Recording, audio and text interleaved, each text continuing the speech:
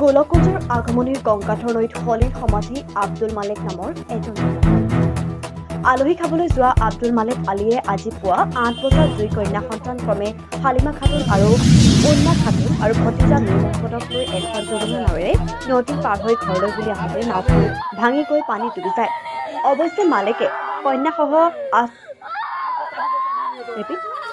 মালেকে কন্যাসহ আটাইকে উদ্ধাৰ কৰি নিজে গংগাধৰ নৈখনত নিখোজ হয়। স্থানীয় ৰাইজে তেওঁক গংগাধৰ নৈৰ পৰা মৃত অৱস্থাত উদ্ধাৰ কৰে। ইপিনে কন্যা অসুস্থ হোৱাত ততাতৈয়াকৈ চিকিৎসালয়লৈ প্ৰেৰণ কৰে। মৃত মালেকৰ ঘৰত কালডুৱা তৃতীয় খণ্ডত।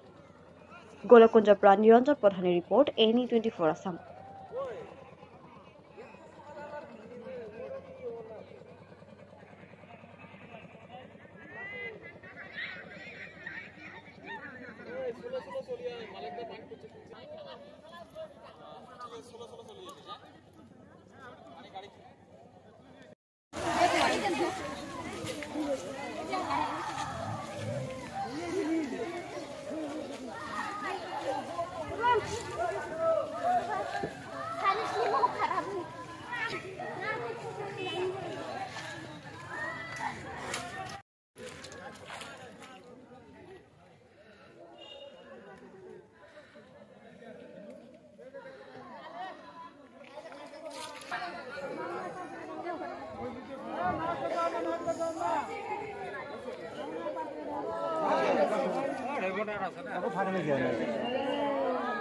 কয়টা আছে জায়গায় খালি মালিকে খায়।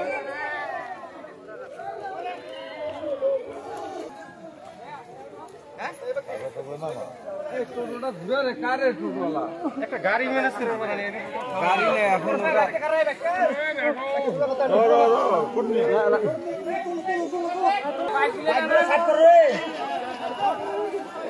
আসামে বাইক করবো গাড়ি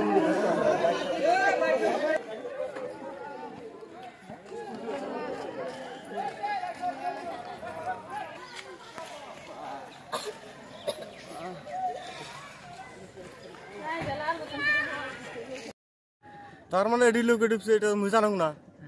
তারপরে যখন খবর পেলাম যে লোকে ডুবছে মালিক নাই, ওই বেড়ি দিতেছে মালিক নাই। তারপরে মুই ওটি লোকে নিয়ে আগে আসবে লেখছ এলা দেখুন নদীর মতো লাগিয়েছে। এইটার ঘটনা রাতিপুয়া হ্যাঁ কটার সময়? কটা বাজে এই 8:30। এই নাওখনত কোন কোন আছিল? 3 জন আছিল।